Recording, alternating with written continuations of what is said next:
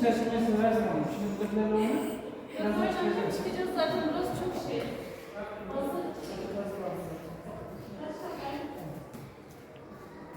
Değil mi? Gözleri rahatsız etmiş yani, değil mi? Bak orada yerde değil.